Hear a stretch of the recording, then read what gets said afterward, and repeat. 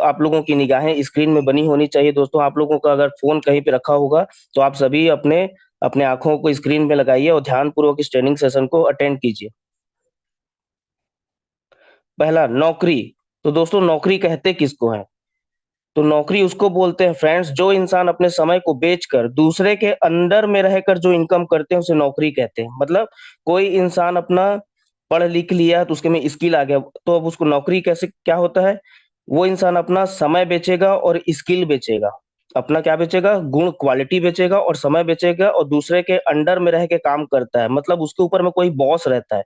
उसको क्या बोलते हैं? नौकरी। या दूसरे शब्दों में कहें तो इसका एक और दूसरा परिभाषा है, जो इंसान अपने मर्जी का नहीं करके दूसरे का कहने को करे उसे नौकरी कहते हैं। जैसे नौकरी में कोई बॉस आपको बोलेगा इस फाइल को वहां लेकर जाइए, इस काम को वो कीजिए, मतलब नौकरी में आपके ऊपर एक बॉस रहेगा, वो आपको ऑर्डर देते रहेगा। मतलब वो इंसान अपने मर्जी का कोई काम नहीं कर सकता है, उसके ऊपर वाले जब तक उसको जो ऑर्डर देंगे उसको वो फॉलो करना पड़ेगा, चाहे उसकी मर्जी हो चाहे ना हो। मतलब कुल मिला के जो इंसान अपने मर्जी का नहीं करके अपने बॉस का जो कहना मानता है उसको मानना ही पड़ेगा, है ना? इसको क्या बोला जाता है? नौकरी कहा जाता है। ठीक फ्रेंड्स, नेक्स्ट स्लाइड है हमारा। नौकरी दोस्तों मैं ये बताना चाहता हूँ, नौकरी जो है इंडिया में आया कैसे? पहले नौकरी इंडिया में नहीं चलता था। जो नौकरी शब्द है, जो जॉब है, वो इंडिया में नहीं चलता था। इसको अंग्रेजों ने लाया है। ईस्ट इंडिया कंपनी के माध्यम से इसको अंग्रेजों ने इंडिया में लाया है, क्योंकि उनको अपना कंपनी का विस्तार करना था, तो इसलिए उन्होंने ना नौकरी को अंग्रेजों ने लाया है। तो अब मैं आपको कुछ चीजें खास बताना चाहता हूँ फ्रेंड्स। खास चीज ये है, पहले के समय में बात कर रहा हूँ, जो लोग खेती करते थे उसको उच्च दर्जे का काम माना जाता था। जो लोग पहले खेती किसानी का काम करते थे उसको अच्छा काम माना जाता था, उच्च वर्ग का काम माना जाता, उसको मतलब अच्छे श्रेणी का काम माना जाता था शुरुआती दौर में। आप अपने दादा परदादा लोगों के समय में पूछिएगा तो जो खेती बाड़ी करते थे, खेती किसानी, उनको उच्च वर्ग का माना जाता था, और व्यापार करते थे उनको मध्यम वर्ग का माना जाता था।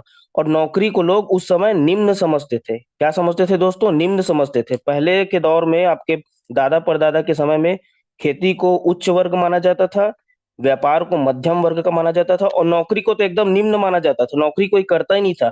आप अपने दादा परदादा लोगों से पूछ लीजिएगा या अपने पापा लोगों से, उनको फ्री में नौकरी दिया जा रहा होगा। पकड़ पकड़ के लोग पहले ले जाते थे, भैया इस कंपनी में नौकरी कर लो, नौकरी कर लो। लोग छोड़ देते थे कि हमको नहीं करना, हमको खेती किसानी में हम खुश हैं, शुरुआती दौर में। लेकिन अब क्या हो गया दोस्तों? आज प्रतियोगिता का दौर आ चुका है। प्रतियोगिता का दौर। प्रतियोगिता के दौर में क्या होता है दोस्तों? आज नौकरी इतना फेमस हो गया है कि अब नौकरी को लोग उच्च दर्जे का काम मानते हैं। नौकर बनने के काम को उच्च दर्जे का काम माना जाता है। व्यापार आज भी मध्यम वर्ग में है और खेती को लोग अब निम्न समझते हैं। इस दोनों पॉइंट को मैं फिर क्लियर करना चाहता हूँ। पहले के समय में, दादा परदादा लोगों के समय में खेती को उच्च वर्ग माना जाता था, मध्यम वर्ग में व्यापार था, नौकरी को निम्न दर्जे का काम समझते थे लोग पहले। लेकिन आज नौकरी प्रतियोगिता के दौर में आ चुका है। नौकरी को लोग आज उच्च दर्जे का काम मानते हैं। जो नौकरी पा जाता है उसको लोग उच्च दर्जे का काम मानते हैं। व्यापार आज भी मध्यम वर्ग में है, और खेती किसानी को लोग अब निम्न समझते हैं, छोटा काम समझते हैं खेती किसानी को। तो समझ जाइए दोस्तों, हर चीज का ना तीन दौर होता है। किसी भी चीज का ना तीन दौर होता है। पहला दौर शुरुआती दौर होता है, दूसरा दौर जो होता है प्रसिद्धि का दौर होता है, और तीसरा होता है प्रतियोगिता का दौर। इंसान के उम्र का भी, कोई इंसान जब जन्म लेता है तो उसको भी तीन दौर से गुजरना पड़ता है दोस्तों, बचपन, जवानी और बुढ़ापा। कोई भी इंसान इस दुनिया में पैदा होता है तो उसको भी तीन स्टेज से होकर जाना पड़ता है, बचपन, जवानी और बुढ़ापा। उसी प्रकार कोई किसी भी काम को तीन दौर से होकर गुजरना पड़ता है, शुरुआती दौर, प्रसिद्धि दौर, प्रतियोगिता का दौर। पहले के दौर में खेती उच्च दर्जे में था, व्यापार मध्यम वर्ग में था, नौकरी को लोग निम्न समझते थे। लेकिन आज प्रतियोगिता के दौर में नौकरी उच्च दर्जे का काम हो चुका है, खेती किसानी निम्न होता है। मैं आपको कुछ उदाहरण से समझाना चाहता हूँ फ्रेंड्स, कुछ एग्जाम्पल के माध्यम से। जैसे ट्रेन, ट्रेन जिसमें आप लोग सफर करते हैं। ट्रेन को भी अंग्रेजों ने ही लाया है। तो शुरुआती दौर में जब ट्रेन इंडिया में आया था तो लोग इसको काला भूत बोलते थे। क्या बोलते थे? काला भूत बोलते थे। लोग उसमें चढ़ते नहीं थे, लोग डर जाते थे, भैया इसमें मत चढ़ो आप लोग, ये कहीं आपको लेकर छोड़ देगा, मार देगा, तो लोग डरते थे ट्रेन में, कोई नहीं जाता था। मैं किसकी बात कर रहा हूँ? शुरुआती दौर की बात। शुरुआती दौर में लोग ट्रेन को काला भूत समझते थे, कोई ट्रेन में सफर नहीं करता था, लोगों को जबरदस्ती भर भर के बैठाया जाता था, लोग डरते थे। तो ये ट्रेन का शुरुआती दौर था। लेकिन आज ट्रेन प्रतियोगिता के दौर में आ चुका है। आप मुंबई जाइए, दिल्ली जाइए, लोग खुद वहां पे एकदम भीड़ लगाकर खड़े होते हैं ट्रेन में जाने के लिए। तो समझे दोस्तों, मैं ये बताना चाह रहा हूँ कि हर चीज का एक शुरुआती दौर, प्रसिद्धि दौर और प्रतियोगिता का दौर होता है। तो ट्रेन को भी शुरुआती से प्रतियोगिता के दौर में गुजरने में बहुत संघर्ष का सामना करना पड़ा है। शुरुआत में भी ट्रेन में कोई नहीं जाता था, लेकिन आज के समय में देखिए आप लोग, ट्रेन में लोग ठूस ठूस कर जाते हैं, भर भर कर लोग जाते हैं, है ना। उसी प्रकार दूसरा एक एग्जांपल लेना चाहता हूँ गैस सिलेंडर का, जिसमें आप लोग घर में खाना बनाते हैं, इंडेन का गैस, एचपी का गैस, जो भी गैस आता होगा, गैस सिलेंडर। तो उसको लोग पहले, जब वो इंडिया में शुरुआत में आया था गैस सिलेंडर, तो उसको लोग बोलते थे बम का गोला। गोला बोला जाता था गैस सिलेंडर को, बम का गोला। कोई भी इंसान क्या अपने घर में गैस सिलेंडर को रखता नहीं था। लोग क्या बोलते थे, भैया इसको नहीं रखते हैं, नहीं तो हमारा घर ब्लास्ट हो जाएगा, हम सभी मर जाएंगे। शुरुआती दौर में कोई भी गैस सिलेंडर को नहीं रखता था अपने घर में। सो लोग डरते थे, बम का गोला है, ब्लास्ट हो जाएगा तो हम सब मर जाएंगे। लेकिन धीरे धीरे वो शुरुआती से प्रसिद्धि दौर में पहुंचा गैस सिलेंडर, फिर आज वो प्रतियोगिता के दौर। आज घर घर देखिए, आप सभी के घर में आपको गैस सिलेंडर मिलेगा। आज कोई डरता है क्या? कोई नहीं डरता है। उसी प्रकार कंप्यूटर का ले लीजिए। कंप्यूटर भी जब शुरुआत में आया था तो लोग कंप्यूटर को एक्सेप्ट नहीं कर रहे थे। जो कमजोर दिमाग के लोग थे वो कंप्यूटर को समझ नहीं पा रहे थे, तो वो उन्होंने कंप्यूटर को इग्नोर किया। लेकिन शुरुआती दौर में जिन लोगों ने, जिस बिजनेसमैन लोगों ने कंप्यूटर के सिस्टम को अडॉप्ट किया, स्वीकार किया, जैसे माइक्रोसॉफ्ट हो गया, एप्पल, गूगल, बड़ी बड़ी कंपनियां, जिन्होंने कंप्यूटर को स्वीकार किया, वो आज अरबपति खरबपति बन चुके हैं। तो दोस्तों, इसी प्रकार मैं बता रहा हूं, अभी भी जो हमारा नेटवर्क मार्केटिंग है वो शुरुआती दौर में है दोस्तों। शुरुआती दौर में हमारा जो नेटवर्क मार्केटिंग, जो हम यू टेक बिजनेस कर रहे हैं, वो कौन से दौर में चल रहा है फ्रेंड्स? शुरुआती दौर में चल रहा है। तो किसी भी काम को अगर आपको पकड़ना है तो उसके शुरुआती दौर में पकड़िए। पहले के समय में बताइए, नौकरी कितनी आसानी से मिल जाती थी। कोई भी, कोई 8वीं 9वीं पढ़े तो आसानी से मिल जाती थी। लेकिन आज नौकरी प्रतियोगिता के दौर में पहुंच चुका है। किसी को भी नौकरी नहीं मिल पा रही है, किसी को भी नौकरी नहीं मिल पा रही, क्योंकि नौकरी कहाँ पहुंच चुका है? प्रतियोगिता के दौर में। तो उसी प्रकार दोस्तों, यू टेक बिजनेस भी, जो नेटवर्क मार्केटिंग जो बिजनेस है हमारा, वो शुरुआती दौर में है। किसी भी बिजनेस में आपको अगर फास्ट, जल्दी सक्सेस होना है तो शुरुआती दौर में उसको, चीज को स्वीकार करना चाहिए। जिन्होंने कंप्यूटर को शुरुआती दौर में पकड़ा, कंप्यूटर के जो प्लेटफॉर्म को शुरुआती दौर में पकड़ा, वो माइक्रोसॉफ्ट कंपनी आज देखो अरबपति खरबपति हो चुके हैं। और जिन्होंने इस कंप्यूटर को ठोकर मारा शुरुआती दौर में, वो आज कहीं के नहीं रह गए, बर्बाद हो गए।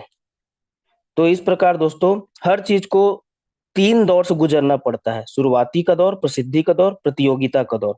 उसी प्रकार इंसान को भी 3 दौर से गुजरना पड़ता है: बचपन, जवानी, बुढ़ापा। तो हमारा जो इंडस्ट्री है दोस्तों, वो भी इंडिया में, भारत में शुरुआती दौर में है। तो इसको आप अच्छे से स्वीकार कीजिए।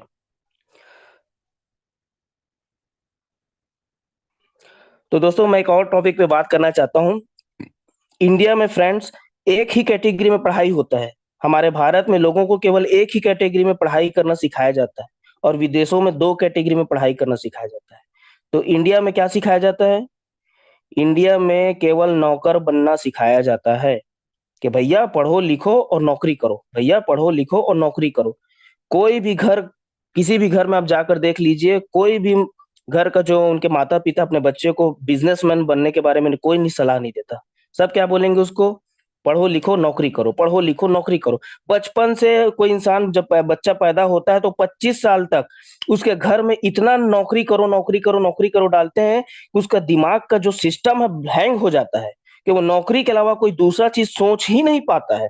और उसको कोई नया चीज बताओगे तो उसका दिमाग उसको एक्सेप्ट नहीं करता है। इसको क्या बोलते हैं? बिलीफ सिस्टम बोला जाता है। क्या बोला जाता है? Belief system. बिलीफ सिस्टम बनता कैसे है फ्रेंड्स? जो इंसान जिस माहौल में पैदा होता है, तो वो स्कूल में पढ़ने जाएगा तो उनके दोस्त यार मिलेंगे, अड़ोसी पड़ोसी में दोस्त यार मिलेंगे। मतलब जिस माहौल में वो रहेगा, जो बातें वो सुनता है, लगातार सुनता है, बार बार सुनता है, तो वही चीज उसके माइंड में क्या हो जाता है? फिक्स हो जाता है। वो उसी चीजों को सही मानने लगता है। उसी चीज को सही मानने लगता है। तो बिलीफ सिस्टम को तोड़ने का तरीका क्या है, मैं वो भी बताता हूँ आपको। तरीका यह है दोस्तों, एक के बाद एक अगर आप गुड परफॉर्मेंस, गुड बिहेवियर को लगातार करते रहोगे तो आपका पुराना बिलीफ सिस्टम टूटने लगता है। तुरंत नहीं टूटेगा भाई। जिस बच्चे को 25 साल 26 साल तक पढ़ो लिखो नौकरी करो, पढ़ो लिखो नौकरी करो दिमाग में डाला गया है, तो 25 साल का जो बिलीफ सिस्टम है कैसे 2 मिनट में टूट जाएगा? 2 मिनट में नहीं टूट सकता। उसको लगातार ट्रेनिंग मीटिंग आना है, अपना गुड बिहेवियर, गुड परफॉर्मेंस को लगातार, जैसे हम सिक्के का ढेर लगाते हैं ना, एक सिक्के के ऊपर दूसरा सिक्का, दूसरे सिक्के के ऊपर तीसरा सिक्का, चौथे सिक्के के ऊपर पांचवा सिक्का रखते हैं, तो सिक्के का ढेर लगते जाता है। वैसे ही अच्छी आदतों को अच्छी आदतों को, गुड परफॉर्मेंस को लगातार एक के बाद एक करते जाओगे तो आपका बिलीफ सिस्टम क्या हो जाता है? टूटने लगता है। तुरंत नहीं टूटता है, टूटता जरूर है लेकिन तुरंत नहीं टूटता। उसको आपको एक के ऊपर एक अच्छी परफॉर्मेंस को लेते रहना है। जैसे आपको इस ट्रेनिंग मीटिंग में आप एक दिन आए, अब उसके बाद आप 25 दिन गोल हो गए, तो आपका बिलीफ सिस्टम नहीं टूटेगा। आप ट्रेनिंग में आए और 25 दिन के लिए गायब हो गए तो आपका बिलीफ सिस्टम नहीं टूटने वाला। आपको लगातार ट्रेनिंग मीटिंग में आते रहना पड़ेगा, लगातार हर दिन आना पड़ेगा। तभी आपका बिलीफ सिस्टम, जो पुरानी मान्यता है, जो आपके परिवार वाले, आपके खानदान वाले ने सिखाया है, पढ़ा पढ़ो लिखो नौकरी करो, ये बिलीफ सिस्टम आपके माइंड से हट जाएगा। तो इंडिया में केवल एक ही कैटेगरी में सिखाया जाता है, नौकरी करो। और क्यों सिखाया जाता है मैं वो भी बताता हूँ। क्योंकि भारत को अंग्रेजों ने गुलाम बना के रखा था। भारत को, इंडिया को अंग्रेजों ने क्या बना के रखा था? गुलाम। तो अंग्रेज कभी नहीं चाहते थे कि भारत के लोग मालिक बने। उनके डीएनए में, उनके माइंड में, उनके रग रग में नौकरी ही घुसना चाहिए। उनका माइंड सेट को उन्होंने इतना वीक कर दिया, ऐसा एजुकेशन सिस्टम बना दिया कि इंडिया के लोग कभी ये सोच ही ना पाए कि भाई आप मालिक बन सकते हो। इसमें हमारी गलती नहीं है। ये एक साजिश थी जो अंग्रेजों के द्वारा की गई थी। वो भारत के लोगों को मालिक बनते हुए नहीं देखना चाहते थे। वो भारत के लोगों को गुलाम बनाना चाहते थे, नौकर बनाना चाहते थे। इसीलिए उन्होंने एक ऐसा शिक्षा पद्धति, ऐसा एजुकेशन प्रणाली लगाया कि हर घर में लोग अपने बच्चों को कहने लग गए कि बेटा पढ़ो लिखो नौकरी करो, पढ़ो लिखो नौकरी करो। उनके माइंड में ये शब्द कभी डाला ही नहीं, कभी नहीं डाला गया कि आप मालिक बन सकते हो। तो ये अंग्रेजों के द्वारा किया गया था, क्योंकि अंग्रेज भारत के लोगों को क्या बनाना चाहते थे? नौकर बनाना चाहते थे। ठीक। अब नेक्स्ट, विदेश में क्या होता है? विदेश में नौकरी के साथ साथ आपको बिजनेस का भी शिक्षा दिया जाता है। इंडिया में केवल नौकरी करने का सिखाया जाता है। क्यों सिखाया जाता है? क्योंकि अंग्रेजों की ये साजिश थी कि भारत के लोग क्या बने? जिंदगी भर नौकर बने। मालिक बनने का मेंटेलिटी ही, मानसिकता ही इनके दिमाग में ना उपजे, ये अंग्रेजों की साजिश थी। ठीक। और विदेशों में नौकरी करना भी सिखाया जाता है, जॉब करना भी सिखाया जाता है, प्लस साथ में बिजनेस और व्यापार दोनों पैटर्न पे काम सिखाया जाता है। नेक्स्ट स्लाइड पे चलते हैं दोस्तों। अब मैं आपको बताता हूँ, आज के डेट में किसी को अगर नौकरी पाना है तो उसके पास तीन तीन चीजें जरूरी नहीं, मजबूरी हो गई है। अगर किसी को नौकरी करना है तो उसको तीन चीजें जरूरी नहीं, मजबूरी है। पहला, उसके पास एजुकेशन होना चाहिए, अच्छी क्वालिफिकेशन हो चाहिए, बीए, बीटेक, एमटेक, पीएचडी, इस लेवल की पढ़ाई होनी चाहिए। दूसरा, उसके पास रिलेशन होना चाहिए। किससे रिलेशन? मंत्रियों से, विधायक से, सांसद से। उसके अच्छे संबंध होने चाहिए उसके परिवार का। पहला क्या होना चाहिए? एक तो अच्छा पढ़ा लिखा हो, बीटेक, बी, एमटेक, ये सब होना चाहिए। दूसरा, मंत्री विधायक लोगों से, सांसद लोगों से पहचान होना चाहिए। और तीसरा, डोनेशन, रिश्वत देने के लिए पैसा होना चाहिए। अगर इन तीनों चीजों में से अगर आज के डेट में अगर कोई एक भी चीज नहीं है, नौकरी पाने के लिए तीन चीजें की आज की जरूरी नहीं, मजबूरी बन चुका है। पहला, उसके पास एजुकेशन होना चाहिए, अच्छा पढ़ा लिखा होना चाहिए। दूसरा, मंत्रियों से, विधायक, सांसद लोगों से पहचान होना चाहिए। तीसरा, रिश्वत देने के लिए उसके पास पैसे होने चाहिए। अगर इन तीनों में से अगर कोई एक चीज भी नहीं है तो उसको आज के डेट में नौकरी नहीं मिल पाएगा। ये सिंपल फंडा है। तो नेक्स्ट स्लाइड पर चलते हैं फ्रेंड्स। स्वरोजगार, व्हाट इज स्वरोजगार? What is self employment? Self employment किसे बोलते हैं? जो व्यक्ति खुद का पूंजी लगाकर उसमें समय देकर जो इनकम करते हैं उसे स्वरोजगार कहते हैं। जैसे डॉक्टर, दूसरा वकील, तीसरा दुकानदार। स्वरोजगार मतलब कोई आदमी अपना पैसा खर्च किया, पूंजी लगाया और उसमें देकर, उसमें समय देकर जो इनकम करते हैं उसको स्वरोजगार कहते हैं। जैसे डॉक्टर ने अपना पैसा लगाया और एक क्लिनिक खोला, प्राइवेट क्लिनिक खोला, और उसमें अपना वो बैठ के कमाई कर रहा है, तो ये क्या हो गया? स्वरोजगार। दूसरा वकील, वकील भी अपने ऑफिस में बैठता है, तो ये भी क्या हो गया? स्वरोजगार। कोई आदमी किराना का दुकान, जनरल स्टोर खोल के बैठा है, तो ये क्या हो गया? स्वरोजगार। कोई इंसान स्कूल खोल के बैठा है, विद्यालय खोल के बैठा है, तो वो क्या हो गया? स्वरोजगार। मतलब सेल्फ एम्प्लॉयमेंट, वो अपने आप को स्वयं रोजगार दिया। उसने, उसके पास पैसे थे तो उसने अपना क्लिनिक खोल लिया, उसने अपना दुकान डाल दिया, उसने अपना स्कूल खोल दिया, तो ये सब क्या होता है? स्वरोजगार होता है।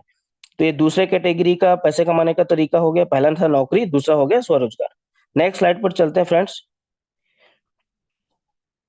हाँ, तो स्वरोजगार में एक और पॉइंट बताना था, ये लोग अपने काम में दोस्तों जब तक समय देंगे तब तक पैसा कमाएंगे। मतलब डॉक्टर जब तक अपने क्लिनिक में जाएगा, पेशेंट मरीज लोगों का इलाज करेगा, तब तक पैसा कमाएगा। वकील जब तक अपने ऑफिस में जाके केस लड़ेगा तब तक पैसा कमाएगा। दुकानदार जब तक अपने दुकान में जाकर बैठेगा तभी वो पैसा कमा पाएगा, है ना? तो ये लोग कुल मिला के जब तक अपने काम में, जब तक समय देते रहेंगे, टाइम देते रहेंगे, तब तक वो क्या कमाएंगे? पैसा कमाएंगे। तो नेक्स्ट स्लाइड है फ्रेंड्स, पैसे से पैसा। ये बड़ा इंटरेस्टिंग चीज है कि लोग पैसे से भी पैसा कमाते हैं। पैसे से पैसा कैसे कमाया जाता है? जिन लोगों के पास लाखों करोड़ों का बैंक बैलेंस होता है, वो लोग अपने पैसे को ब्याज में देते हैं। किसमें देते हैं दोस्त? ब्याज में देकर, मूलधन प्लस ब्याज वसूल कर पैसा कमाते हैं, या फिर बहुत बड़े फ्लैट या बिल्डिंग को बनाकर किराए में देकर पैसा कमाते हैं। मान लीजिए आप लोगों के पास, किसी के पास करोड़ों रुपए है, तो वो क्या किया? उस पैसे से वो बिल्डिंग बना दिया, फ्लैट बना दिया, मकान बना दिया, और उसको क्या दे दिया? वो भाड़े पे, किराए पे दे दिया। तो वहां से वो पैसे पे पैसा बना रहा है। या दूसरा, उसके पास अगर बहुत पैसा है, मान लो 1 करोड़ है, तो वो उसका फिक्स डिपॉजिट कर देगा। एफडी बोलते हैं जिसको, फिक्स डिपॉजिट, साउदी जमा बोलते हैं, साउदी जमा खाता। फिक्स डिपॉजिट कर दिया तो उसमें उसको सालाना ब्याज मिलेगा। मान लो 5 लाख रुपए का वो फिक्स डिपॉजिट कर दिया स्टेट बैंक ऑफ इंडिया में, तो उसको साल का 40-50 हजार रुपए ब्याज मिलेगा। तो इसको क्या बोलते हैं? पैसे से पैसा कमाना। जिन लोगों के पास बहुत सारा पैसा रहता है, उन लोग अपना पैसा को या तो बिल्डिंग बनाकर, मकान बनाकर किराए में देकर पैसा कमाते हैं, या अपने पैसे को फिक्स डिपॉजिट करके उसके ब्याज में पैसा कमाते हैं। ठीक। नेक्स्ट स्लाइड है फ्रेंड्स, बिजनेस। बिजनेस किसे बोलते हैं? किसी भी वस्तु विनिमय की आदान प्रदान की प्रक्रिया को बिजनेस कहते हैं। मतलब जब किसी वस्तु का आदान प्रदान होता है, मतलब अगर मान लो आप कोई टूथपेस्ट ले रहे हो, तो उसमें क्या होता है? आप टूथपेस्ट लोगे तो सामने दुकान वाले को क्या दोगे? पैसा दोगे। दोनों का आदान प्रदान होता है। ग्राहक दुकानदार को क्या देता है? पैसे देता है, और दुकानदार उस पैसे के बदले में उसको क्या देता है? प्रोडक्ट देता है। तो किसी भी वस्तु के विनिमय की आदान प्रदान की प्रक्रिया को क्या कहा जाता है दोस्तों? बिजनेस कहा जाता है। अब बिजनेस कैसे बिजनेस कितने प्रकार से होता है दोस्तों, मैं उसके बारे में बात करना चाहता हूं।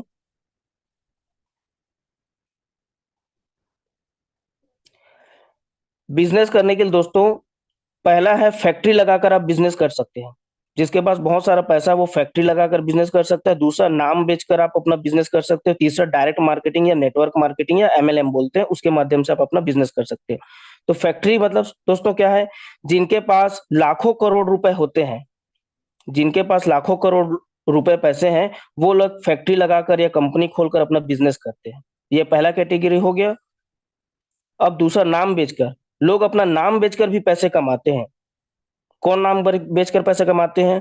जिन लोगों को पूरी दुनिया जानती है, वो लोग नाम बेचकर पैसे कमाते हैं। जैसे शाहरुख खान, सलमान खान, अक्षय कुमार, विराट कोहली, कपिल शर्मा, महेंद्र सिंह धोनी इत्यादि। आप लोग या हम लोग पॉपुलर हैं क्या? हमारा हमारे नाम का क्या वैल्यू है? लेकिन अगर सलमान खान, शाहरुख खान, अमिताभ बच्चन लोग, ये अपने नाम से पैसा कमा रहे हैं, क्योंकि वो एक क्या बन चुके हैं? ब्रांड बन चुके हैं। उनका क्या है? एक ब्रांड है पूरे ऑल ओवर इंडिया में। तो वो अपना नाम बेचकर पैसे कमाते हैं। नाम बेचकर कैसे पैसे कमाते हैं? विज्ञापन करके, एडवर्टाइजमेंट में, टीवी में देखिएगा, ठंडा ठंडा कूल कूल नवरत्न तेल लगा लीजिए, बोरो प्लस खरीद लीजिए। तो उनको लोग पैसा देते हैं, बड़ी बड़ी कंपनियां। हम अगर जाके बोलेंगे भैया हमको भी अपना नाम बेचना है, तो हमको इंडिया में जानता ही कौन है? कोई नहीं जानता, है ना? तो जिनके पास, जो पॉपुलर इंसान है, जो प्रसिद्ध व्यक्ति है, वो लोग अपना नाम बेचकर पैसे कमाते हैं। जैसे अमिताभ बच्चन, शाहरुख खान, ये लोग अपना नाम बेचकर पैसे कमाते हैं। क्यों कमाते हैं भैया? कि उन्होंने मेहनत किया है, उन्होंने अपने नाम को बनाने के लिए, अपने आप को ब्रांड बनाने के लिए उन्होंने मेहनत किया है, तब लोग उनको पैसा देते हैं। ठीक। अब नेक्स्ट है फ्रेंड्स, डायरेक्ट मार्केटिंग, जिसको नेटवर्क मार्केटिंग भी बोला जाता है, डायरेक्ट सेलिंग भी बोला जाता है, या मल्टी लेवल मार्केटिंग भी बोला जाता है। डायरेक्ट मार्केटिंग में कौन सी कंपनी करे, क्योंकि हमारे इंडिया में बहुत सारी कंपनियां चल रही है, तो हम लोग डिसाइड नहीं कर पाते हैं कि कौन सी कंपनी करे कि ना करे। तो दोस्तों, हमारे पास, आप लोगों के पास एक सुनहरा अवसर आया हुआ है, न्यू जनरेशन का कॉन्सेप्ट आया है दोस्तों। उस कॉन्सेप्ट का नाम है, जिस कॉन्सेप्ट का नाम है friends, यूटेक infotech private limited. यूटेक business की यूनिक यूनिक सेलिंग पॉइंट के बारे में मैं आप लोगों को थोड़ा बताना चाहता हूँ फ्रेंड्स, कि यूटेक का यूनिक सेलिंग पॉइंट के बारे में आप लोगों से बात करना चाहता हूँ।